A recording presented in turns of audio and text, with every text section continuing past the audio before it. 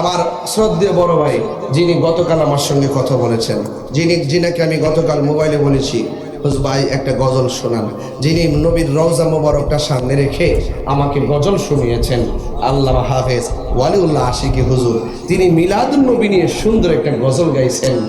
আশেকে রে আল্লাহ কই জিবরাইল শোনো না, পাগলেরি আল্লাহ কই জিবরাইল শোনো না, তুমি আসমানে সাজাও জমিনে সাজাও, আসমানে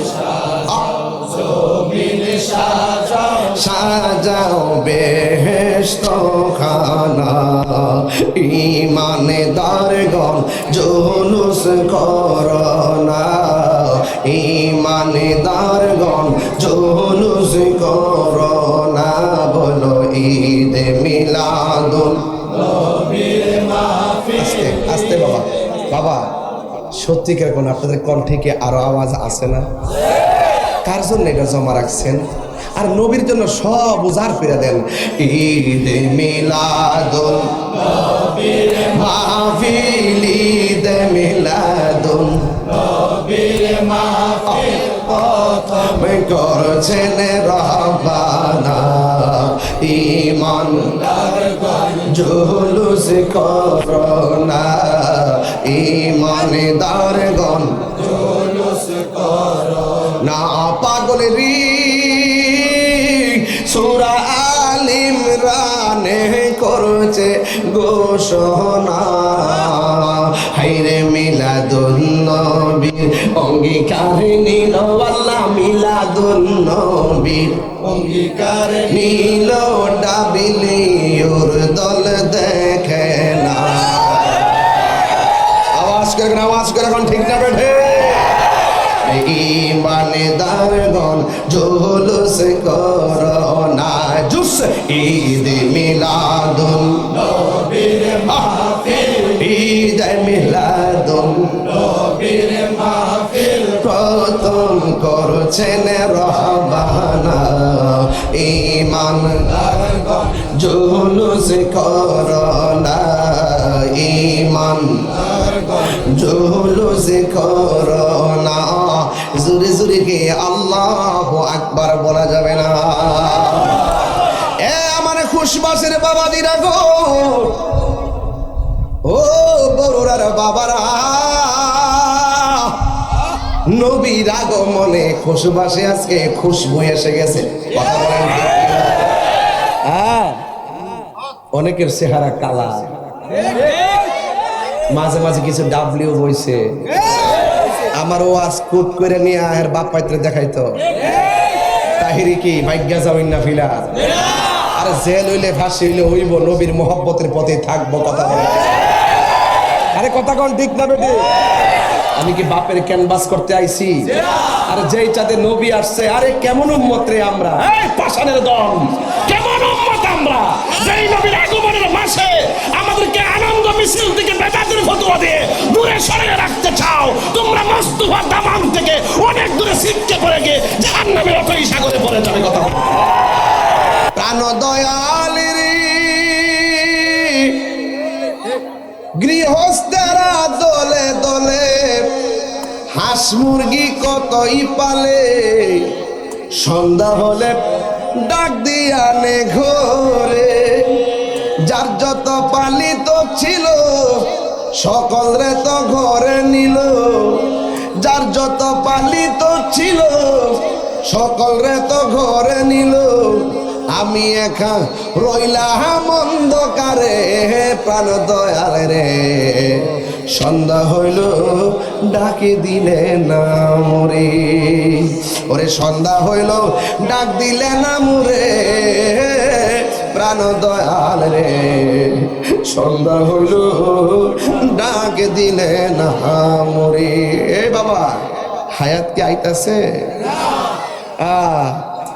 পুষ্করিণীর মধ্যে হাঁসের বাচ্চা ছাড়ছে সকালবেলা, সন্ধ্যাবেলা বাচ্চার ঘরে আসে না, মালিকে পুষ্কিনীর পার যায়া কোনা কানায় জুবরির মধ্যে তালাশ করে কয় সুই সুই।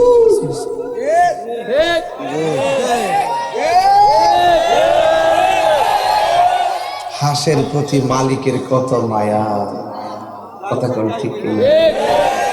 হাঁসের প্রতি মালিকের কত মায়া, এর চাইতে কোটি গুণ মায়া কইরা আমার আল্লাহ আঙ্গুরে বানাইছে। প্রাণ দয়াল রে, আর পরীক্ষার সময় নাই, কর জুড়ে ক্ষমা চাই, শেষের খেয়া না নিলাই আমারে, আমার দিন কি এমনি যাবে, লোকে তোমায় কি বলিবে, আমার দিন কি এমনি যাবে, লোকে তোমায় কি বলিবে, এই দুঃখ রইল তাহিরির অন্তরে, প্রাণ দয়াল রে, সন্ধ্যা হইল ডাক দিলে না মরি, সবাই সন্ধ্যা হইল ডাক দিলে না মোরে, প্রাণ দয়াল রে, সন্ধ্যা হইল ডাক দিলে না মরি, জোরে জোরে কি আল্লাহু আকবার বলা যাবে না?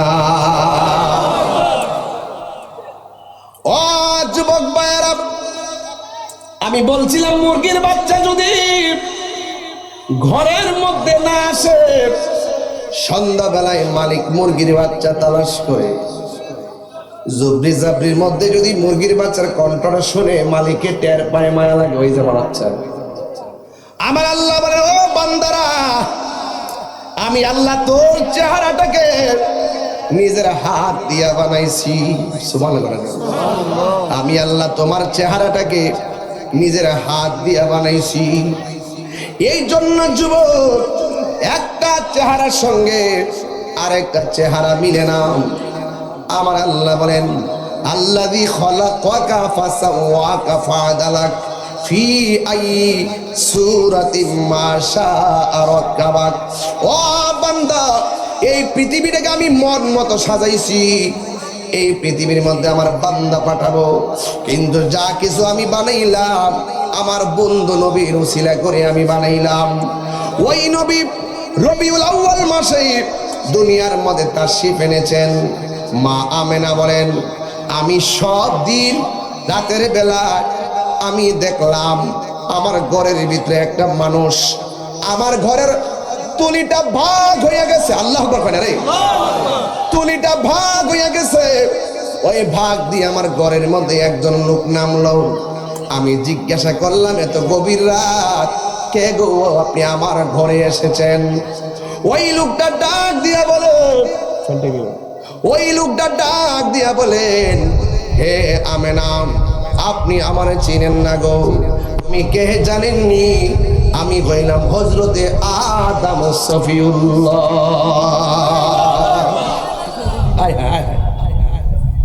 গভীর মনোযোগ। মা আমেনা জিজ্ঞেস করি, ও আদম, আপনি তো দুনিয়া থেকে শরীয়তের পর্দার আড়াল হইয়া গেছেন, আপনি কেন গো আমার ঘরের মধ্যে এসেছেন? ওই আদম নবী ডাক দিয়ে কই, আমেনা গো, আমি আসি নাই, আমাকে আমার আল্লাহ পাঠাইছি। আপনার মাঝে রহমাতুল লিল আলামিন শুভ আগমন ঘটেছে। এর মানে প্রমাণ হয়ে গেল মা আমেনার রহম থেকে আমার নবী দুনিয়াতে প্রকাশ হওয়ার আগেই মিলাদের আলোচনা শুরু হয়ে গেছে। আল্লাহু আকবার কোন গেল? মিলাদ নতুন না পুরান? মিলাদ সর্বপ্রথম কে পালন করছে? আরে মৌলবী, হ্যাঁ, মানবতার যুদ্ধ হলে চলে না, ইমানি যুদ্ধ হওয়া লাগবে। মিষ্টি মিষ্টি সুন্দর কথা বললে চলে না, সেলিব্রিটি হওয়া যায় না। যার ভিতরে নবীর মহব্বত আছে, সে রিক্সাওয়ালা কিংবা সিএনজিওয়ালা হোক, সেই হলো আসল সেলিব্রিটি। কথা বলেন ঠিক?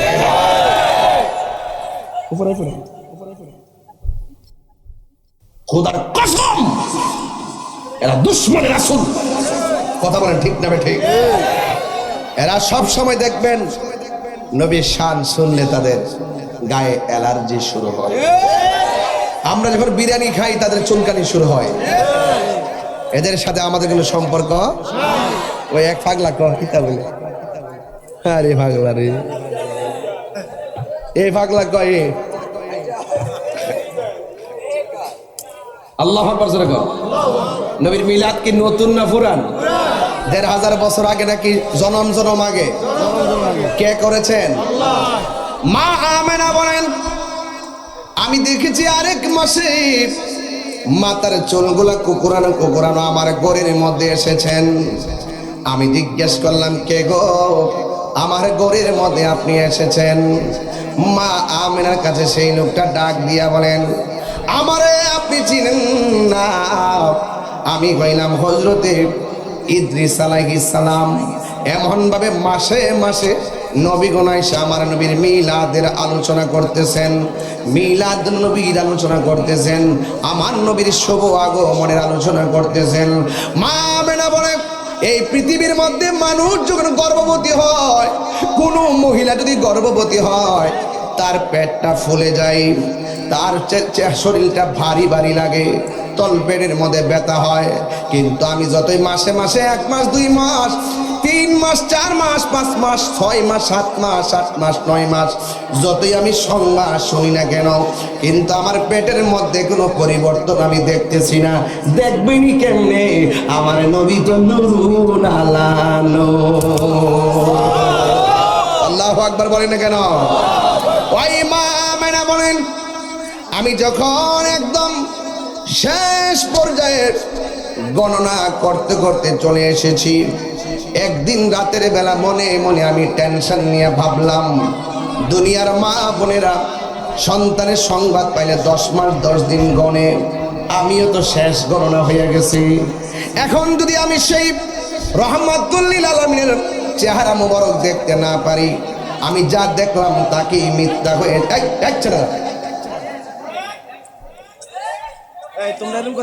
বাজারের মতো কথা বলতেছেন কেন?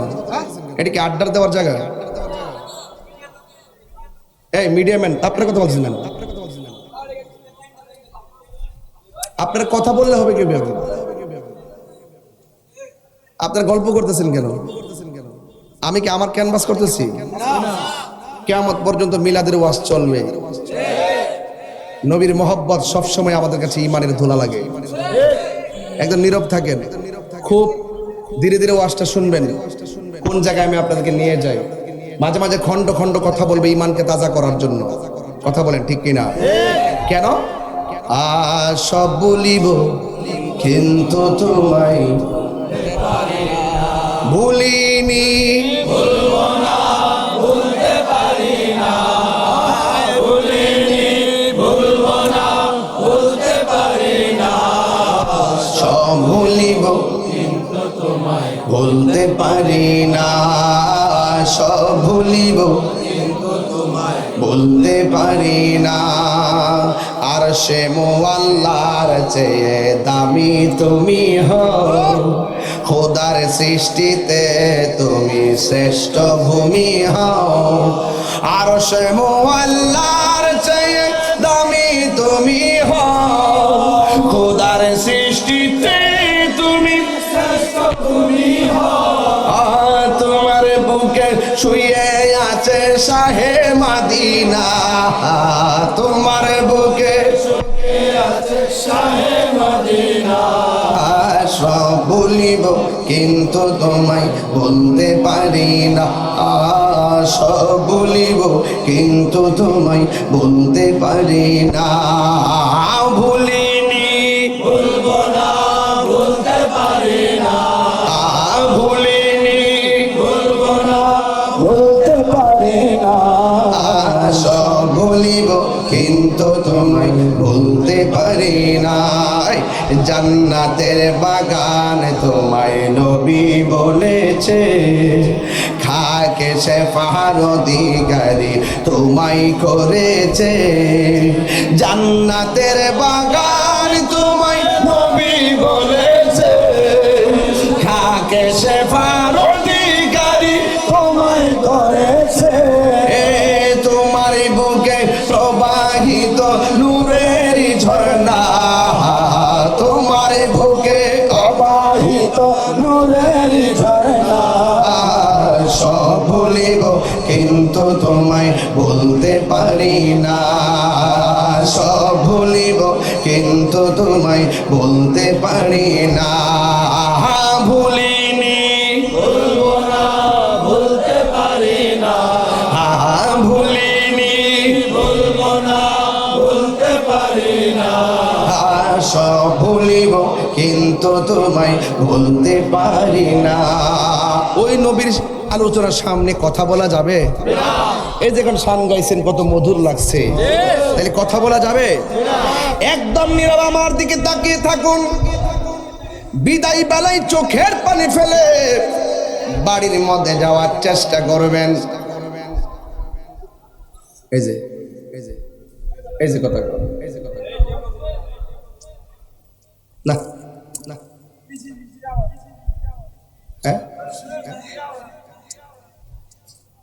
মা আমেনা বলেন কি আমাদের দেশে যখন বাচ্চা পেটে আসে মার তল পেটটা কি ভারী হয়ে যায় না বাবা? মানে আমার ওয়াজ কি বুঝতেছেন না আপনারা? ভারী হয় না? সন্তান কি মার পেটে লাথি দেয় না? দিয়া কি ঘুম ভাঙে না? এবং খাবারের প্লেট নিয়ে খাইতে বসলে কি মার খাবার কি লাথি মাইরা কাইরা নেয় না? মার স্বাভাবিক চলাফেরা কি অস্বাভাবিক হয় না? মা আমেনা বলতেছেন আমি তো মাসের পর মাস শোনার পরে চূড়ান্ত যখন হয়ে গেছে তখন কি হয়েছে জানেন? তখন কিন্তু আমিও বুঝতেছি না যে কি ব্যাপার, পেটটা তো ভারী হইল না, ব্যথাও তো অনুভব করি না, কি শুনলাম কিছুই দেখতে পাইতেছি না, একটু টেনশনে পড়ে গেলাম। 12 মাস হলে তো আবার চলতো না। এখন একটু চিন্তা করতেছিলাম, হঠাৎ করে দেখলাম আমার ঘরের ভিতরে একটা সবুজ রঙের পাখি ঢুকছে। আর বড় করে এখন সুবহানাল্লাহ। পাখির রংটা কি বলছি বাবা? আমার মাথার মধ্যে কোন কালার পাগড়ি? জান্নাতের ড্রেসটা কি? না এই যে সবুজ, এদিকে এই যে জান্নাতের ড্রেস হবে, জান্নাতের ড্রেস হবে, আর ধরো জান্নাতের ড্রেস হবে। আচ্ছা বলেন তো এমপি সাহেবের কবরের ড্রেস যেটা, রিক্সাওয়ালার ড্রেস কি লালটা? ড্রেসটা কি সাদা? ড্রেসটা কি সাদা। এবার জান্নাতের ড্রেসটা কি? আমার জীবন মরণ মাদানী রঙ্গে, সেই রঙ্গে রঙ্গিন হলে, সেই রঙ্গে রঙ্গিন হলে আল্লাহ রাসূল থাকবেন আমার সঙ্গে। সুবহানাল্লাহ করে রে। তাহলে জান্নাতের ড্রেসটা কি? সবুজ।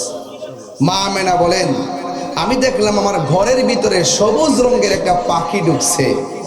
আমার আর বুঝতে বাকি নাই, রাতের আধারে ঘরের দরজা জানালা সব দেওয়া, এরপরে পাখি ঢুকলো কেমনে আমার আর বুঝতে বাকি নাই যে আল্লাহর কুদরতি খেলা শুরু হয়ে গেছে। আর এই যুবক ভাইরা জুড়ে বলো সুবহানাল্লাহ বলে না কেন? আল্লাহু আকবার। ইমান ভিক্ষা চাইয়া যখন আমি তেলের ভিতরে গেলাম, এবার মনে মনে ভাবলাম আপনি তো আগুন লাগাই দিবেন, এই জন্যে আমি একবার আল্লাহর দিকে তাকাইয়া আল্লাহরে ডাক দিলাম। যেই মাত্র ডাক দিয়েছি আমি তেলের ভিতরে যাইয়া দেখলাম আমার আল্লাহ আমি আসিয়ার জন্যে 8টা জান্নাতের দরজা খুলে দিয়েছে। আর জোরে জোরে বললাম আল্লাহু আকবার। ও বন্ধু, ও যুবকের দল, শুধুমাত্র তাই নাই, আসিয়া ডাক দিয়া বলেন শুধুমাত্র তাই নাই, আমি তাকে দেখলাম জান্নাতের ভিতরে যেই হুরগুলো আছে আমি আসিয়ার দেহটারে নেওয়ার জন্য তারা শাড়ি ধইরা টানাটানি শুরু করছে। এই দৃশ্যটা দেখা আমি আর হাসি থামায়া রাখতে পারি নাই। যার কেউ নাই তার কে আছে? ও আমেনা গো, আমি হইলাম নির্যাতিতা স্ত্রী, আমার নাম হলো হযরতে আসিয়া। এরপরে আবার একটা কি গার কি তোমার কি আমি করব না, সব নিয়ে গরম করে নিয়ে বাজার সোশ্যাল মিডিয়া কি তোমার তো জায়গা জায়গা দাঁড়ায় শিখিয়েছে। আচ্ছা আসতে তোর কথা আসতে, তোমরা মতো খাও না, অসুবিধা কি বাবা? ওয়াজ বাঙ্গা ফলে ওয়াজ ভাল লাগে না বাবা। এই যে আমি একটু থামাইছি, কথা যে বলতেছি মজা লাগতেছে না? ওয়াজটা বুঝতেছেন না আপনারা? যার কেউ নাই তার কে আছে? আমার যুবকরা বলো তো তার কে আছে? আরো জোরে কে আছে? আমার বাহাদুরি করো, ক্যামেরা লাগায় তাই রুজুর ওয়াজ করতেছে, রেকর্ড করতেছ। আর তোমরা যে কিতা করতেছো কান তো দুজন গেলাম লেখতাছে আমার মরণের কতদিন বাকি আমি জানিলাম না গো আল্লাহ কতদিন বাকি আমার মরণের কত বাকি আমি জানিলাম না গো আল্লাহ মরণের কতদিন বাকি আর আজরাইলা শিয়া যখন হস্তে দিব দরি আজরাইলা শিয়া যখন হস্তে দিব দরি তখন আমার মনাবাই করবা লুকালুকি আমি জানিলাম না গো আল্লাহ একদম কণ্ঠ খুললা কি আমার মরণের জানিলাম না গো আল্লাহ মরণের কত দিন বাকি মরে যাবে গা নবী ছাড়া কোনো উপায় আছে আরো জোরে কোনো আছে নবী ছাড়া কোনো উপায় যতই বাহাদুরি করো কবরে গেলে বাংলাদেশের কিছু রোহিঙ্গা মৌলবী আছে কি মৌলবী কিছু রোহিঙ্গা মৌলবী বারেটিয়া এগুলা বলে কি জানেননি কবরে নাকি নবী আসার ক্ষমতা নাই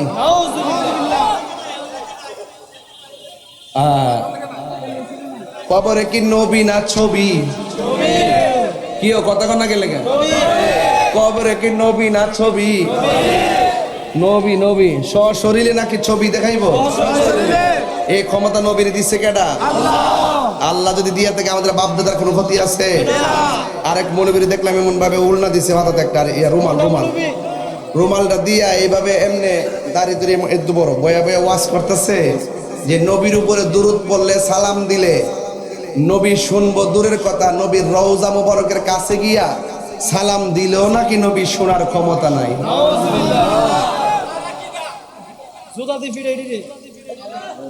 এমন লোক সমাজে আছে না নাই ও আমরা রাখি দেখি আমরা এখান থেকে দরুদ পড়লো নবীর শোনার ক্ষমতা নবীর কাছে ফেরেশতা পৌঁছাই নবীও শুনে কথা কোন ঠিক কিনা আমার ভাইয়েরা এই জন্য আমি পরিষ্কার ভাষায় বলতে চাই নবীরে মহব্বত করবেন আমার নবীকে কবরে পাবেন নবীকে মহব্বত করবেন আমার নবীকে হাসরে পাবেন নবীর সঙ্গে দুশ্মনী করবেন আমার নবী কখনো আপনাকে সুপারিশ করবে না সুপারিশ করবে না এই জন্য আমার ভাইয়েরা একদম পরিষ্কার ভাষায় বলি আমার নবী আজকের মাহফিল আওয়াজটা জোরে হবে আমার নবী আজকের মাহফিল দেখার ক্ষমতা আছে না নাই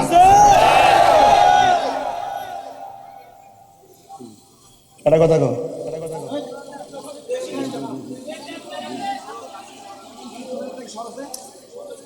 এটা কাগজ আছে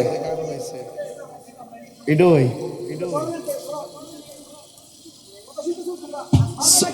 সুন্নি ইমামের পিছনে নামাজ পড়লে এই কথাগুলো বুঝবেন আর সুন্নি ইমামের বাইরে নামাজ পড়লে নবীর শানের কথা শুনবেন না এই জন্য সুন্নি ইমামদের মর্যাদা সুন্নি ইমামদেরকে মহব্বত করবেন আঙ্গুর সমাজে তো ইমাম সাহেবের মূল্য নাই কথা কোন ঠিক কিনা ইমাম সাহেবের বেতন দেয় 10,000 জারি মারে 50,000 কথা কোন ঠিক না বেটি তো ইমানদারের বেতন বাড়ানোর দরকার আছে না নাই আঙ্গু এখানে কোন ইমাম আসেনি আজকে মাহফিল ইমাম আসেনিও কারা তুমি ইমাম আচ্ছা আচ্ছা তুমি ইমাম ওড়ো ওড়ো ওড়ো ওড়ো ওড়ো ওড়ো এই যে ইমাম সাহেব আপনি কোন মসজিদের ইমাম জালালপুর আপনার বেতন কত ওই যে 10,000 কইছে 10 আচ্ছা দেন চান্দি তার শরীরটা কি তা এমনি কেন হ্যাংলা পাতলা বডিটা কি খারাপ লাগে এই ফুলাটা যদি কালকা থেকে সিএনজি চালা